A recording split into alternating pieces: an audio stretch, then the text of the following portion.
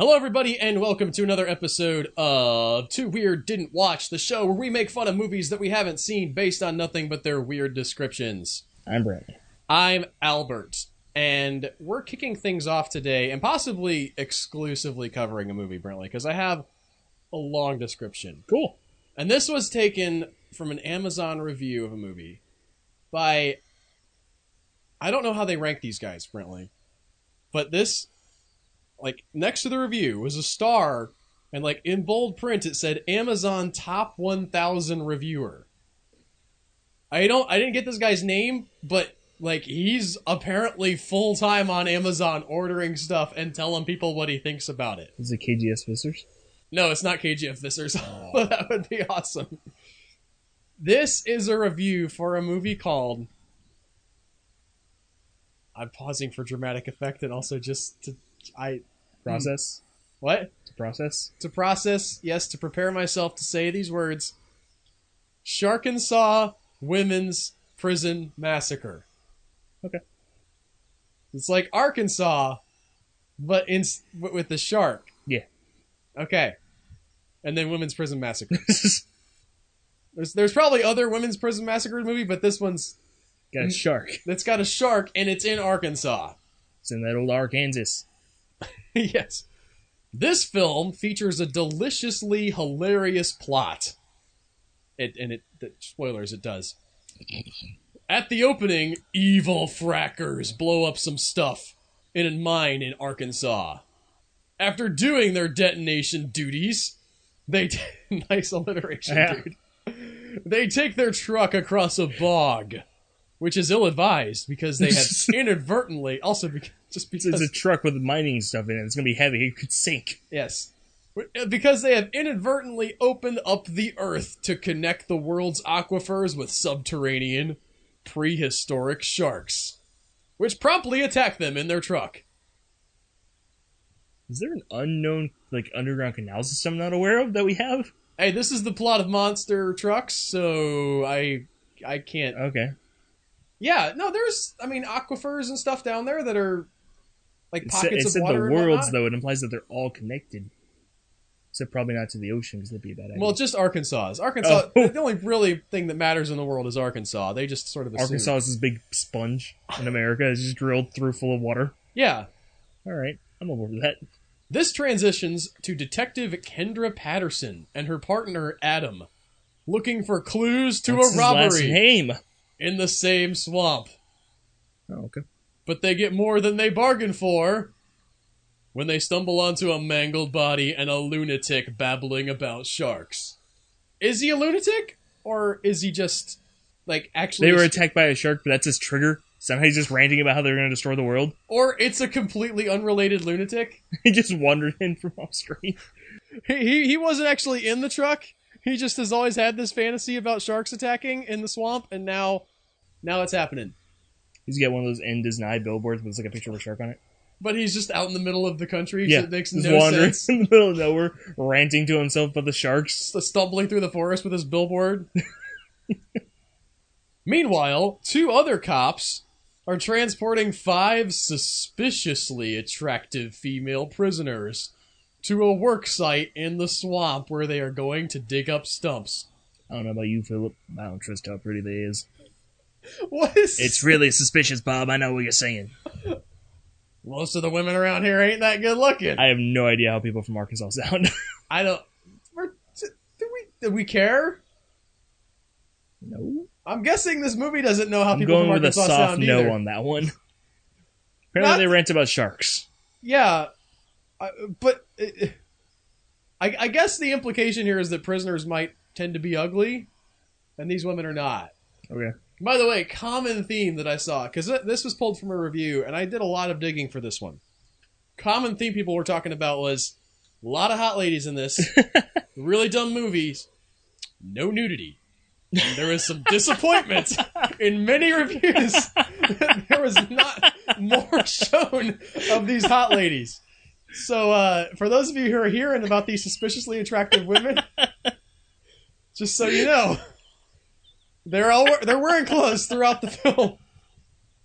I just love the idea of some guy sitting there just angrily ranting at his computer about how there's no naked ladies in this movie. They're like, it's so like it's a setup. It's clearly meant to have nudity, but there isn't any.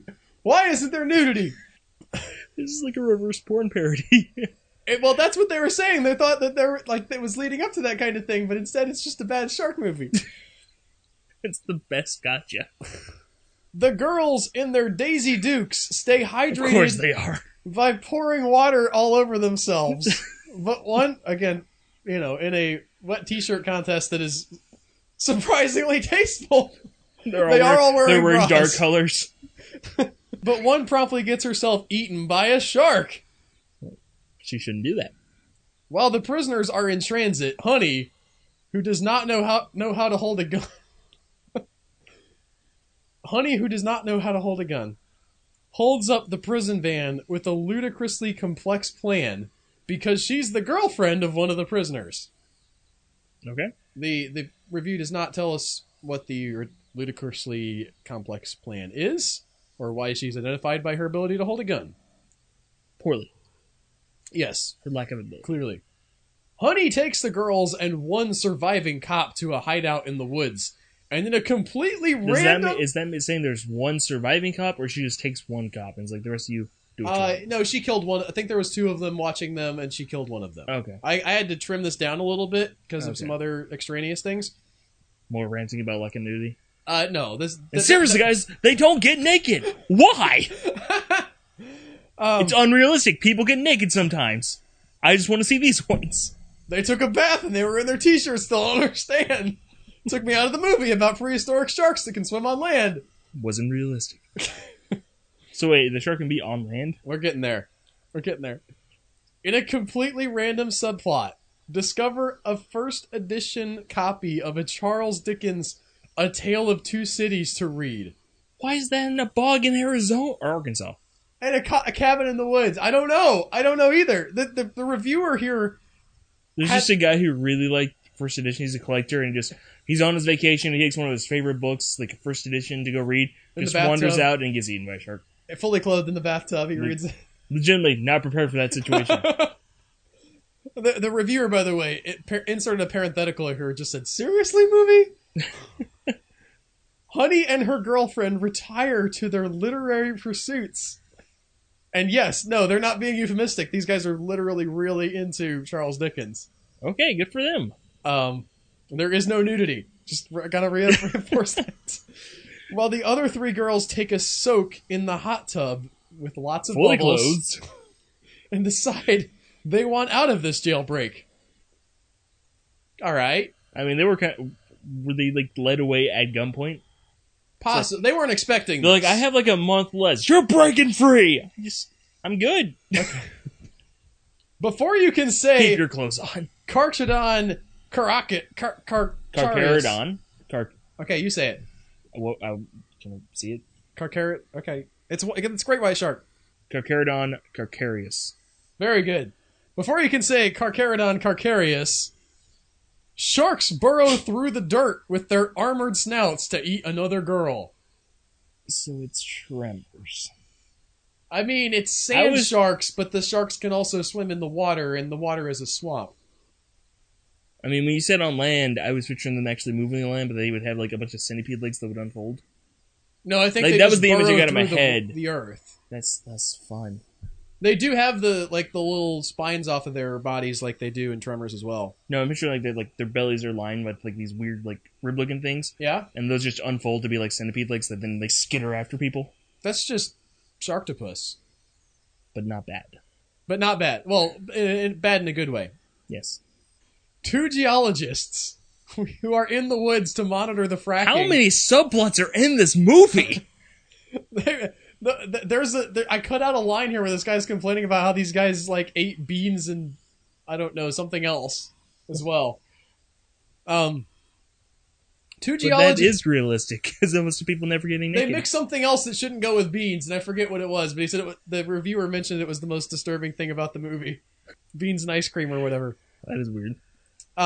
Two geologists who were in the woods to monitor the fracking show up at the vinyl-sided outlaw cabin. Thanks for the detail about the vinyl siding. they reveal the frackers have unleashed the Sharkasaurus, which is somehow not a title of a shark movie that I've come across. Yeah. There's Dino Shark, and there's this movie. There's that one with the aquatic T-Rex that came out about the time the 2014 Godzilla did. That was not Poseidon Rex. Poseidon Rex, yeah. Great movie. I want to see that really bad. Man, Anne McDaniels is gorgeous. She's fully clothed? She is. No, yes. Anne McDaniels would not take her clothes off for you, sir. Your okay disgusting eyes. She is a proper lady from Minnesota. Oh, right. She's not by from way Arkansas. of Russia. Whatever. I know way too much about Anne McDaniels. I'm sorry, guys. Enough about your light stalking. Get back to the movie. It's millions of years old and has lived under the Earth's crust for millennia and is equally predatory in water and on land. Is that like as a species? No, this is just one super geriatric shark. It's equally predatory. Luckily, it's super old. Oh, get you, kids! If it's the last thing I do! Even though it's a shark, it's still all its teeth and faults. It's just kind of gummy at people. You darn fracking! The kids were too loud and it came to shut them up. My stories are on. I'm trying to get my nap in. As you might have guessed, this means they are all now trapped in the house with sharks burrowing all over the yard. Tremors. Yeah, it is. Conveniently for their predicament, they find a heap of machine guns and ammo in the kitchen cabinet. What was this dude doing on his vacation? Collecting first edition Charles Dickens and also putting machine guns in the cabinet. He's like a gun nut who also likes to collect like first edition novels. He has a lot of money that he doesn't know what to do with, okay? Don't judge his thing. You don't know his life. I have so many hobbies. They all involve buying expensive things. He's the guy that paid the like $500 million for that Da Vinci that just popped up. Even the art snobs, like I listened to the thing about that on NPR, and even the art snobs who are all about this are like, it's not that good of a painting by Da Vinci. It's not worth $500 million, guys. It's just Jesus throwing up the peace sign. Like, come on. Conveniently for their predicament. Nope, I already read that. Yeah, you did. They find the machine guns and ammo in the kitchen cabinet, while inmate Shannon and junior geologist John go for a romantic stroll in the woods. Did they really? Is there in a horror movie? It's like, yeah, we gotta check those box off, guys. Come on, let's go. But again, we're not getting naked. I know I want to see kind of like Cabin in the Woods. Okay. Like a really self-aware horror movie, but like they're aware they're in a horror movie. Okay, and they have to check off the boxes to survive. So they're having to figure out who has to be the sacrifice to wander off in the woods by themselves. Did you ever get around to watching that Jason movie, Never Hike Alone? No. It's a one-person Jason film, but to tick off the box of Jason comes after you to sort of as the moral avenger or whatever, they have the guy find a Playboy from way back in the day and look at it So that's his sexual indiscretion. It has been a few years for Jason. He's like, an excuse. Meanwhile, the surviving guard Carl has wrestled control of the group from Honey, with Michelle as his right-hand woman. They agree to band together and end the hostage scenario and arm everyone to the teeth. Those two things together may be bad ideas. Yep. You are not going to hold me hostage anymore. Here's a machine gun. I just found it under the sink for some reason. Was that a first edition Charles Dickens? Oh my goodness. What a completely random subplot. Let's shoot these sharks. It turns out it's the start of the annual shark swarm, a kind of spring break for sharks. And 1,000 sharks are on their way to the cabin. I mean, hammerheads do that. Okay. But not in Arkansas. Well, maybe these are all swamp sharks? From the underground? I mean, yeah, they could... I mean, if... The band? Presumably, if this ecosystem exists, it is plausible they would have the same behavior patterns as other sharks. Okay. So maybe? Especially if we're going with the theory that Arkansas is this giant, Swiss cheese of aquatic caverns. And swamps deep enough for sharks to swim in I mean, why would that not make sense? Because they can also swim on land, so whatever. Yeah. I guess this is dumb, but I can roll with it. I can roll with it, and honestly, we're reading it because I want to watch it. Okay. I want to get into this one. The next one, which we'll finish out with, is one that I've tried to watch, and is so bad that I have not watched enough of this movie to qualify for the didn't watch, like, to trip that lever. Disqualify? And the first, it's just excruciating. The title is amazing, though. You should know we both have very high levels, or high tolerance for bad movies. Really, and this one is, it's just, I just can't. We're talking about Raiders of the Lost Shark. That's a great title. It's a great title. That and is I a gotta really tell good y'all, title. the poster's amazing as well. It's got like a guy on a jet ski running away from like a megalodon-sized shark, and there's a helicopter, and there's an explosion, and I have not seen the whole movie through, but the part I saw, there was no way they were going to have that budget, and all the reviews I read said that was a lie. That poster was a lie. I want to own that poster and put it on my wall and never watch the movie. Yeah, I want to own the Atlantic Rim poster.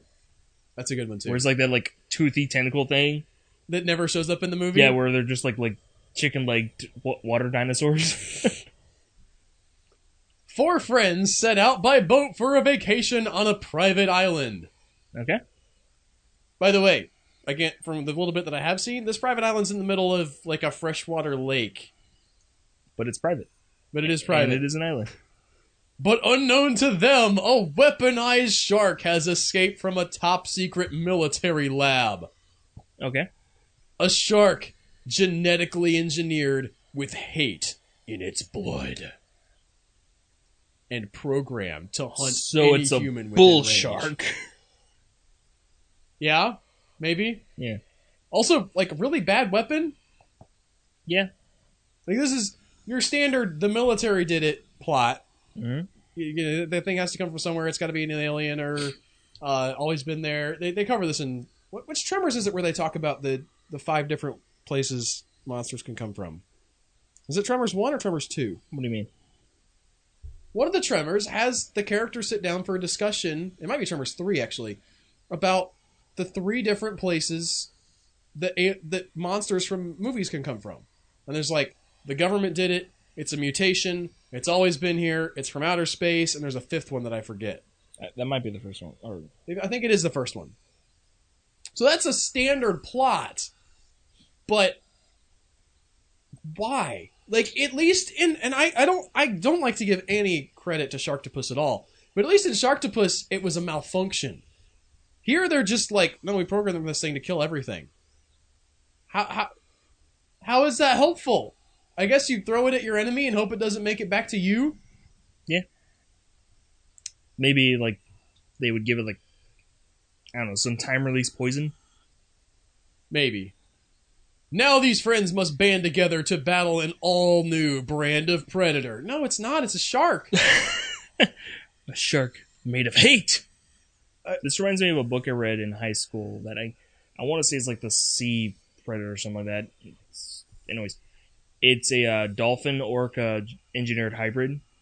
Okay. That was made as a weapon, and it was actually trained to recognize the sonar pattern of someone holding a weapon to go after, like, Navy seals and things like that. I want to question the actual validity of that possibility, but it makes enough sense for hand-waving. Go on. I mean, we live in a world where prairie dogs have a word for human and human with gun. Yeah, okay. So, yeah. But they can see. I'm talking about the sonar. Well, it actually does it from its perspective where it's in the water, and it pings this, like, I don't know, whatever the person who studies dolphins. He pings her with dolphinologist? I don't know if that's the word, but yeah, sure, why not? Pings her with a sonar, and she's got a camera, and it comes back hard from the tank, soft, and hard from the camera. Okay. And he immediately goes aggressive to try to kill her. Fair enough. Yeah. Was there more to that? It's just a fun book. Oh, okay. Also, the main villain is hilarious.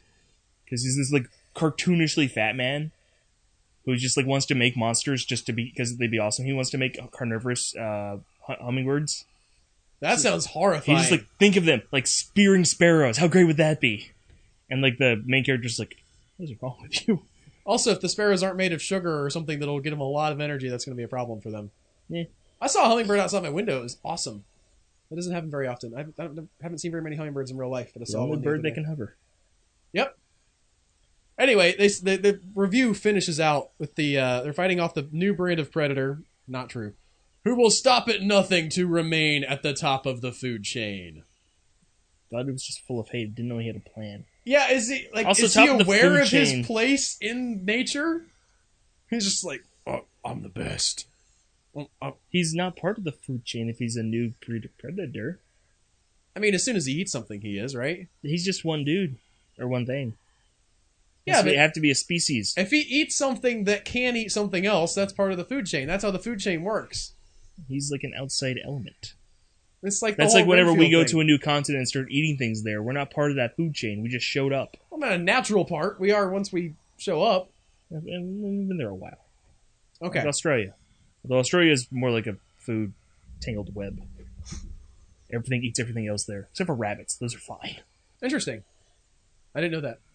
Well, that'll do it for us this week on Too Weird Didn't Watch. Thank you so much for listening. If you like the episode and you want to help us out, you can go to Patreon, and for as little as $2 a month, you can get our Patreon-only exclusive episodes. And if you also tell a friend or leave us a review on iTunes, those things help us out immensely. And we will see you guys next week, we hope, with another episode of Too Weird Didn't Watch. Bye, guys. Bye.